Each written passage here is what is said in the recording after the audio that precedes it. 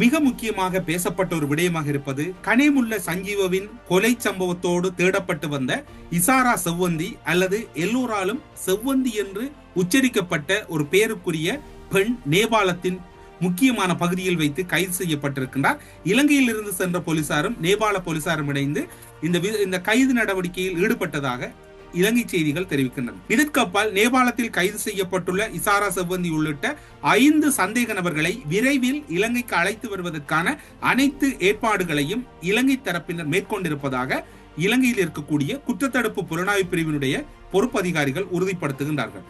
கொழும்பு புதுக்கடை நீதவான் நீதிமன்றத்துக்குள் கனேமுல்ல சஞ்சீவ் அவர்கள் படுகொலை செய்யப்பட்ட போது அந்த படுகொலைக்கு திட்டம் தீட்டினார். அந்த கை துப்பாக்கியை புத்தகத்துக்குள் மறைத்து நீதிமன்றத்துக்குள் எடுத்துச் செல்வதற்கு உதவியாகவும் அந்த துப்பாக்கி தாக்குதலின் மூளையாகவும் செயற்பட்டவர் இசாரா செவ்வந்தி என்று அன்று பலமாக பேசப்பட்டது. ஆனால் துப்பாக்கி பிரயோகம் நடந்த பின்னர் செவ்வந்தி மாயமாக மறைந்து விட்டார். அதன் பின்னர் இப்போது அவர் கைது செய்யப்பட்டிருக்கின்றார். குற்ற புலனாய்வு திணைக்களம், கொழும்பு குற்றத்தடுப்பு பிரிவு மற்றும் நேபாள காவல்துறையினர் இணைந்து மேற்கொண்ட விசேட தேடுதலின் போது இசாரா செவ்வந்தி உள்ளிட்ட சந்தேக நபர்கள் கைது செய்யப்பட்டதாக பொதுமக்கள் பாதுகாப்பு அமைச்சர் ஆனந்த விஜயபால உறுதிப்படுத்தினார்.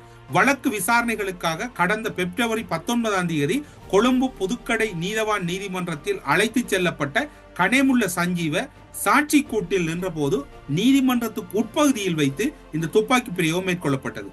இந்த கொலையின் பின்னர் அந்த கொலைக்கான சூத்திரதாரியாக கெகல் பத்ர என்பவர் இருந்திருப்பதாகவும் அவரின் உத்தரவின் பேரில் தான் முன்னெடுக்கப்பட்டது. அதற்கு உதவி புரிந்த பலர் கைது செய்யப்பட்டு வெளிநாடுகளில் இருந்தும் தற்போது அழைத்து வரப்பட்டிருக்கின்றார்கள். எனினும் சட்ட புத்தகத்துக்குள் மறைத்து வைக்கப்பட்ட துப்பாக்கி ஒன்றை கொண்டு சென்ற வழங்கினார் இசாரா செவ்வந்தி என்பதுதான் இங்கிருக்கக்கூடிய முக்கியமான விடயம். துப்பாக்கி பிரயோகம் மேற்கொள்ளப்படுவதற்கு துப்பாக்கியை மறைத்து அங்கு அந்த துப்பாக்கி எடுத்து சென்ற செவ்வந்தி தான் என்று இருக்கக்கூடிய மிக பிரதானமான பேசு பொருளாக இருக்கின்றார்.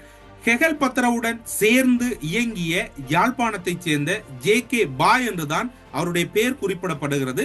இது அவருடைய உண்மையான பெயர் இல்லை என்பதுதான் இப்போது ஆரம்ப கட்ட விசாரணையில் தெரிய வந்திருக்கின்றது. ஆனால் அவர்தான் இசாரா செவ்வந்தி அல்லது செவ்வந்தியை இலங்கையில் இருந்து வெளியேற்றி இருக்கிறார் என்கின்ற தகவல் இப்போது உறுதிப்படுத்தப்பட்டிருக்கின்றது. எவ்வாறு அவர் வெளியேற்றப்பட்டார் என்பதற்கும் எம்மிடம் சில ஆதாரங்கள் இருக்கின்றது. அதனையும் நாங்கள் இன்று உங்களோடு பகிர்ந்து கொள்ளலாம்.